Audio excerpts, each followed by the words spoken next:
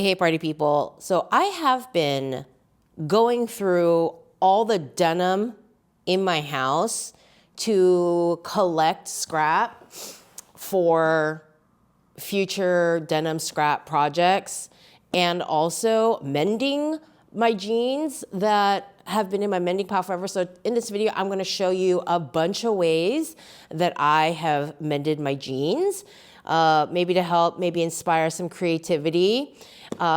These are all like things that I have thrifted for teaching demos, also jeans that don't fit me anymore. This is some denim yardage that I bought at some point. Listen, these jeans I bought in college because I don't throw clothes away. I really don't. Do you know how much in tatters something has to be for me to throw something away? So this is my currently growing pile of denim that I'm gonna be cutting apart to be experimenting with some cool denim 조각보 stuff in the future. So that's that, okay? I do actually have like regular jeans that are still in like perfectly fine condition. I don't have to mend anything with, but the vast majority of my jeans required some sort of thing to make them more wearable for me.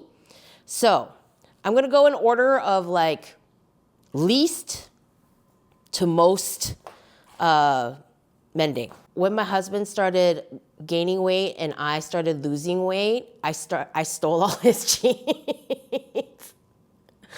I stole all his jeans. He can't wear them anymore anyway. And you know, men's jeans are always better. Look at these pockets, okay? They go all the way to here. Girl pockets, let me tell you about girl pockets, all right? That's it. This is as far as we go, okay? That's me trying very hard to get to the bottom of the pocket. This is the whole pocket bag. What is this? What is this? Girl jeans suck, all right?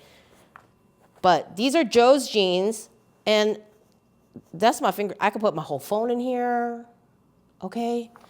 Anyway, and these are straight cuts, and they're too long because my husband is 6 feet tall and I'm 5'5", and so I actually did cut and hem them.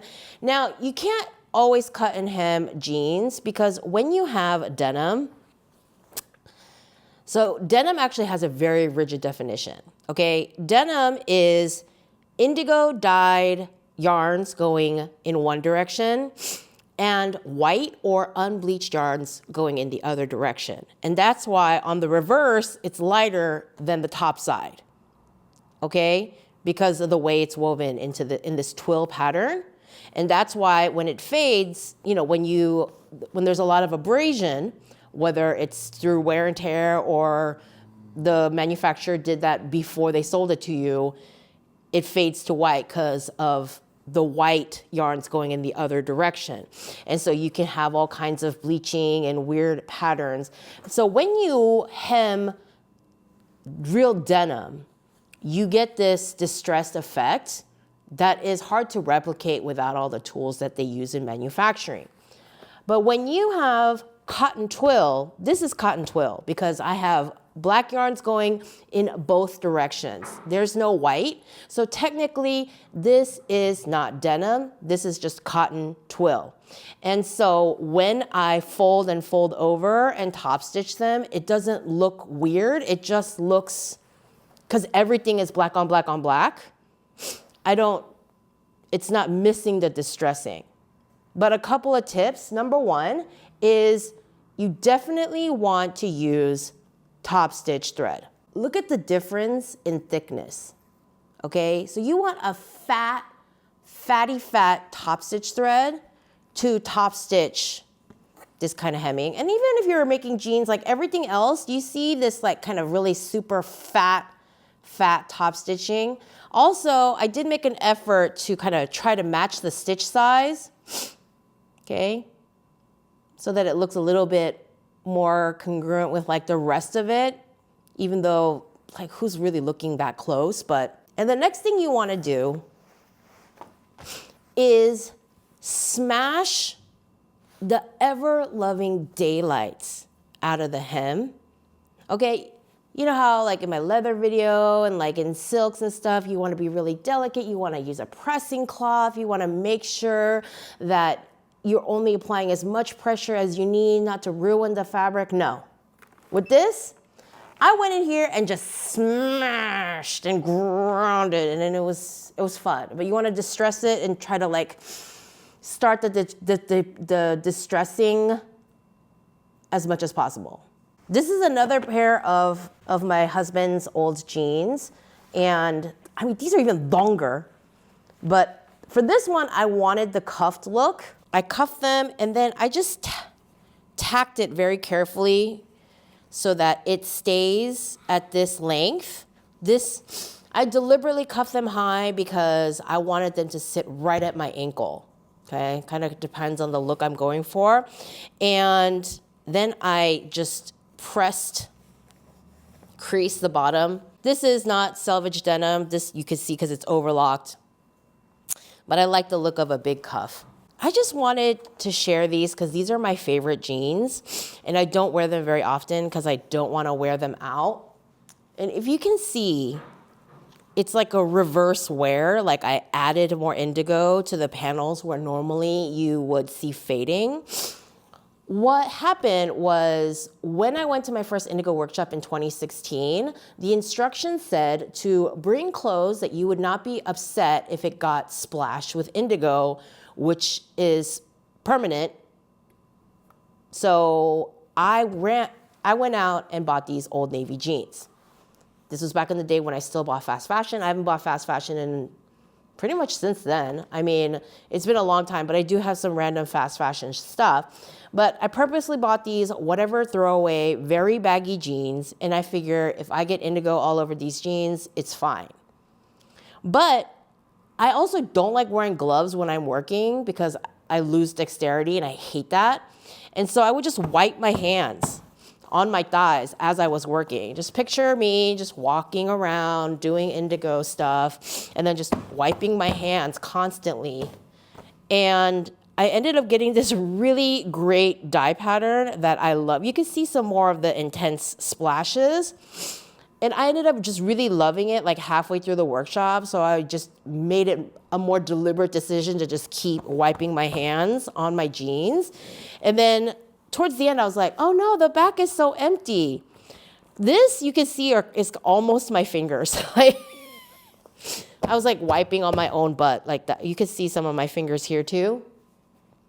But yeah, like these are my favorites. They're like a memento, a wearable memento of my workshop, and I love them so much. This is not a mending thing, but this is something I wanted to do to make something look cooler. These are just a pair of regular overalls.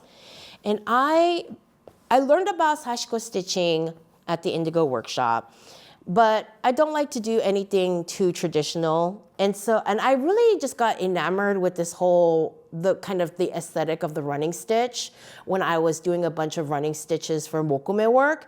And so I did this on the leg of the overall. And I did use a ruler. I did use like a fabric marker to lay out some of the initial lines and then of course, try to make it as parallel to the grain, like try to pick out the grain. I used the top stitching on the pocket kind of like as a guide, so they're all kind of running parallel. And let me tell you something about these overalls. When I lived in the Bay Area, women in Berkeley love to see me coming and going, because it's also on the back. But seriously, like, if I ever wore these in Berkeley, like, I would always get compliments, like, I love your overalls. I'm like, thank you. So I did some to the back, because no coffin garments, remember, okay? So I did some to the back, and I did some to the side back, another patch, deliberately, and, having the kind of French knot ends on the outside is a deliberate aesthetic choice. And then I have another patch over here. And I find hand stitching in like this kind of thing extremely soothing. So it was just like, really fun to do this thing. Now I want to show you the thread I used. My Indigo teacher had us do mokome stitching at home as homework before we got to the workshop so that we could just pull the stitches and dye right away. And he told us to get mercerized cotton thread for this purpose. And so I picked up these crochet, and he wanted something really fat. And so I found these crochet threads, okay, like knitting yarns, like they're typically too fat, but these are crochet yarns, crochet threads, excuse me. This is an extra fine 30, this is a fine 20, not an ad. I don't know anything about this company. And I used, see it says, where does it say? Yeah, 100% mercerized cotton. And so I used these for all of my Indigo homework. And then later on, when I got really into the running stitches, I decided to get some colors. So I got a red and I got a blue, and these are fatter than these. Like this is the 30, the extra fine, the fine is 20. I think these are fatter. And you can see in the stitches, the red really pops. I mean, they're all doubled over, but the red really pops because these two are thicker than these. You are gonna need, I'd say look for embroidery needles that have a fat eye. Do you see that? Do you see how fat that eye is so that it can accommodate the fat crochet threads? But yeah, so that's how I do these. I found these True Religion jeans thrifting, and it had all these holes, and because it was thrifted, I don't know if it was part of the original style or something that happened as the person wore them, but I decided to patch them. And sometimes I like to patch where the patching, the mending looks very deliberate. This is a box of all the things that I learned in the Indigo workshop, like all these experimental like scraps. This is my first mokome, you know, this is my first one where I was like folding the fabric. This is not a good job at all. It's fun looking, but it's not good in terms of technique. This was a mistake. I think this is called arashi. I forget. So I have reasonably decent ones for a beginner and just really terrible ones all folded up in here that I wanted to kind of incorporate in like future mending, future projects. Like I used a lot of this stuff in my Boro inspired patchwork jacket. And so I've been cutting these up to mend my jeans. I know I keep saying the word mokome over and over again, so let me show you an example of my mokome. This is what I made in my second Indigo workshop. I did everything on this coat from scratch except weave the literal fabric. So I cut and hand stitch everything, including the leather sleeves. I'm never hand sewing leather, this much leather ever again. And this is the linen I bought, and I painted this with soot. The Japanese have their own plaid tradition, so I wanted to do a plaid. And so I did it's technically the lining, but this style of jacket, hanten jacket, is reversible, so I could flip this around. And this is mokome. This is I think it's called wood grain effect is the translation. And I wanted to do a mokome plaid. That's what mokome looks like, this kind of like squiggly, undyed with like dyed blue indigo around it. And the Japanese don't match their plaid because it's a waste of fabric. So I also did not match my plaid. And then, so that's my mokome plaid. And it's also in the sleeves so that when I roll up the sleeves from this side, you can see more of the mokome, but the leather goes all the way down and you can turn it inside out to wear it the other way. But I put the pockets on this side, but I like it like this. But that's what mokome looks like, or my mokome, okay? This is the second time I've ever done mokome. So those of you mokome experts, don't come at me. It was literally the second mokome I ever did. So, you know, running stitches, but this one, I kept the knots on the inside because I wanted it to look cleaner. So I have a little patch of fabric in here that I pinned in, and I stitched all this down in the pattern to like encompass the rips. I left this open deliberately because I like the mixed effect.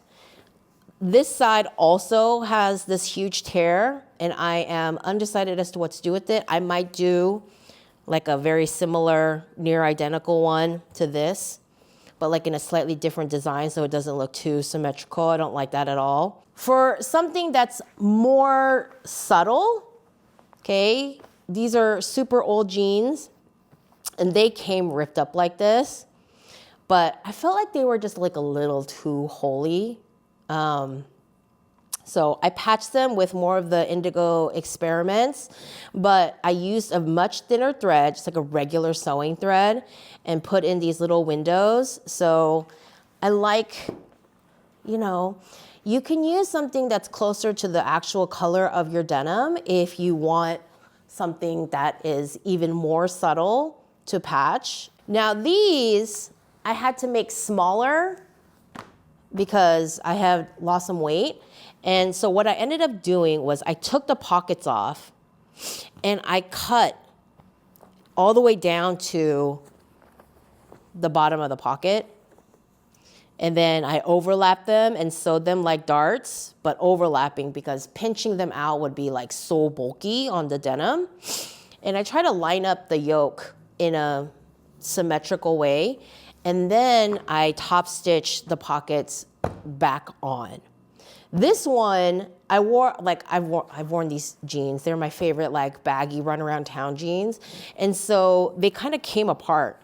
And so what I ended up doing was fusing, and then stitching all along where the hole was, like right here, like right at my butt, great. But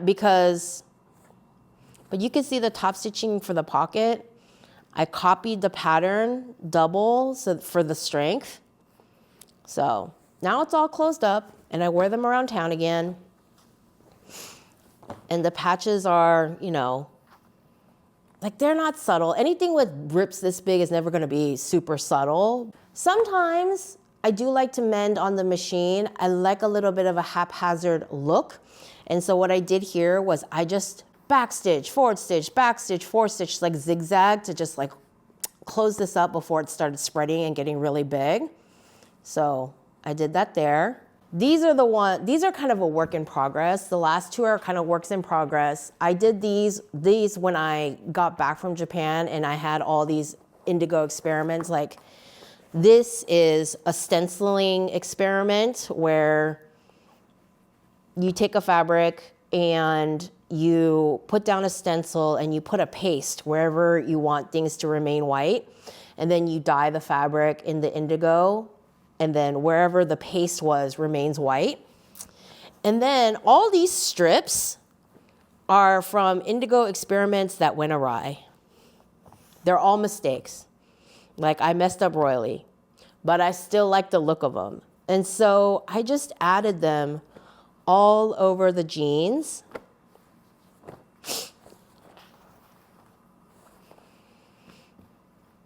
They're a little too big now, so I'm kind of contemplating whether I just do like, I got to throw them in the dryer on super hot to see if it'll shrink it down some. I might have to do the patching situation like I did the last one, but all of this is sewn down, so maybe not. Maybe I actually take out the center back and like do some of this kind of like action. I haven't decided yet, but this is not mending so much as just decorating my jeans, which was super fun for me. I didn't even cover any of the holes.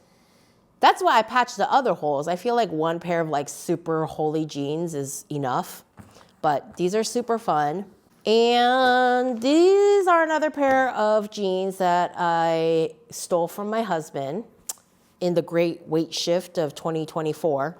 And these are Uniqlo's, like old men's Uniqlo's.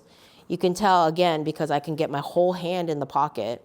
This was just done, just back tacking, zigzagging on a machine, but I put a little scrap of my mokome fabric underneath it for support. Like, I don't recommend you doing it without something behind it, okay? And then these are actually selvage jeans, and so I wanted the cuff, and I wanted the stitching to show. Like, sometimes I like the mending to be deliberate, like the other Joe's jeans, like it was really cleanly tacked. You cannot see the tacking. But this one, I wanted you to see it because I like the running stitch look. I did this kind of mending where you can see from the inside. So I take a patch of my fabric and then I pinned it to side seam to side seam, so for like maximum strength of the mending.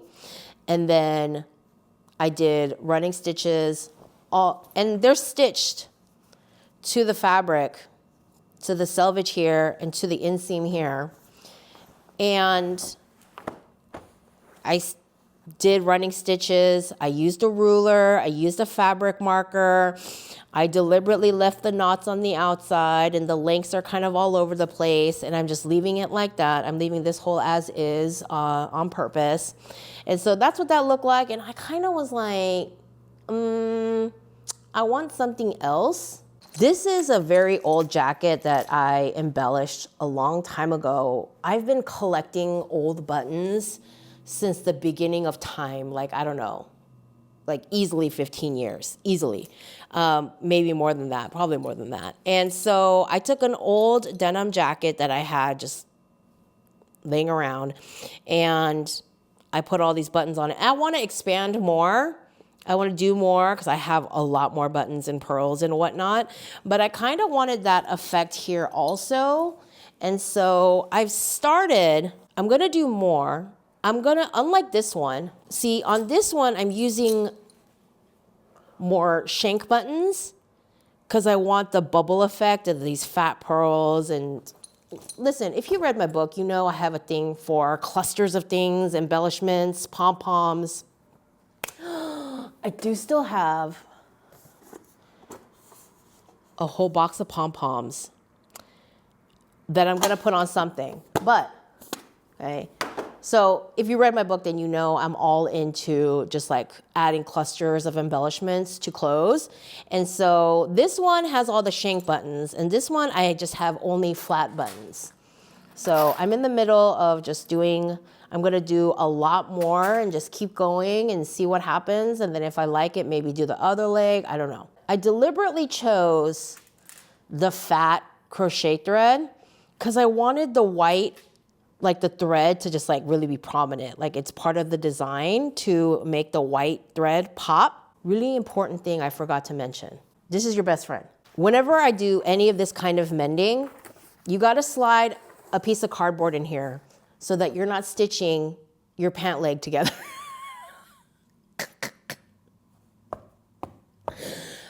This piece of cardboard, just strip this, just strip it from whatever box, okay? This is from eBay.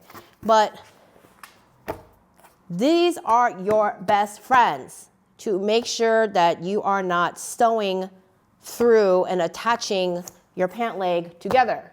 I have a few of these that I use for all kinds of situations. I also have this little piece of oak tag for smaller things like sleeve cuffs, but these are your best friend. Always slide a thing in here. Costs you nothing. I'm sure you have a box laying around somewhere. And make sure you're not stitching through. And then I also put that in here as a guide to make sure that I'm not sewing buttons to the back of my pant leg. Here's the thing. It's like, it is really hard to mend holes in jeans in a subtle way where people aren't really gonna notice it anymore, okay? Like something like this, okay, where it's not really a hole, it's a rip. You could take like a really light blue fabric, backing and stitch this very like maybe fuse the whole thing together before you carefully, you're never gonna get it so it looks like this again. Okay? That's not a thing that's gonna happen with denim, especially with the fact that it's white and blue and all these things. And so there's a limit to how subtle you can make the mending. So you might as well have fun with it. You know, I do have regular jeans that don't have rips, you know, that could pass as business casual in California, maybe on a Friday. And it just is clean and whatever. But once it starts shredding and ripping, just have fun with it. Just have fun with it. All right, those are all of my tips for mending jeans and having fun. And I did not buy anything for any of these mending projects because these are just things that I've been collecting, fusible scraps I have in the house, fabric scraps I have in the house. But I'm really liking how my denim collection is fleshing out. So I'm pretty happy about that. Drop me all your questions, comments, likes, all of that good stuff below, and I will see you in the next video.